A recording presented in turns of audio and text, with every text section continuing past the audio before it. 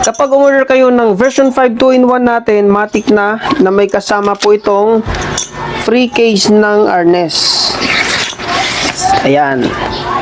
O, diba? Ang ganda. O, ano pang inaantay nyo? Order ka na ng version 5 natin. Dahil libre na po yan.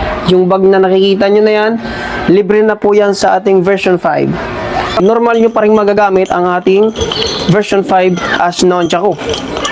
Pakita ko lang sa inyo yung version 5 natin na ginamit ko doon sa video na napanood nyo na kung saan binasag natin yung niyog.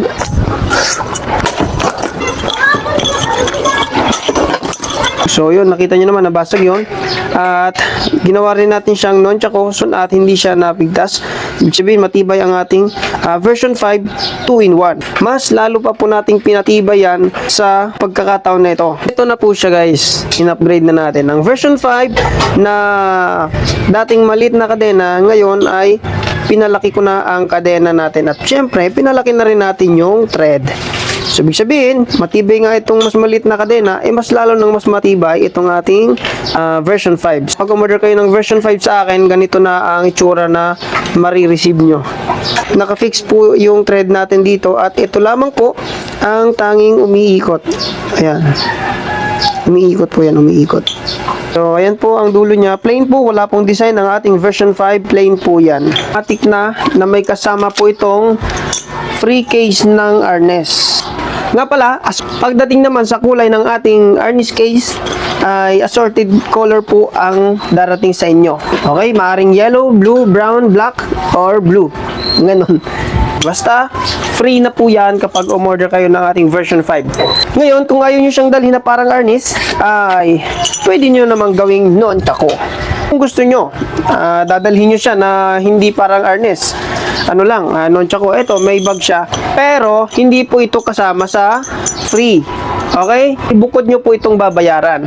130 pesos lang po ito kapag papasabay nyo sa order nyo na nunchaku. Ang haba ng version 5 natin kapag ginawa nyong harness ay 2 feet.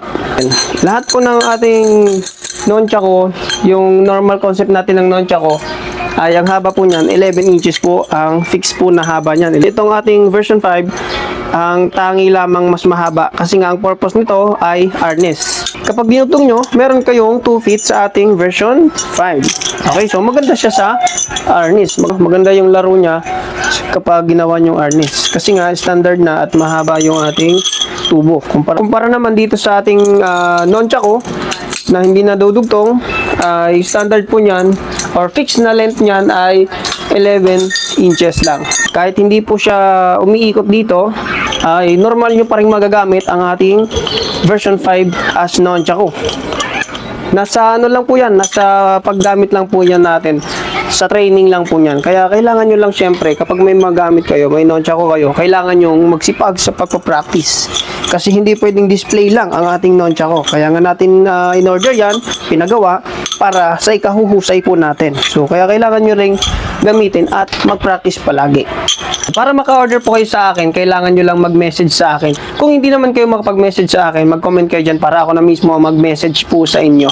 Para makapag-reserve kayo or makapag-order, makapagpagawa, down payment lang kayo ng 500 at pagkatapos na magawa ang inyong order, bago ko po ipinapaship ay kailangan nyo munang isend yung balance nyo sa akin para may pa-ship sa address na ibibigay nyo sa akin.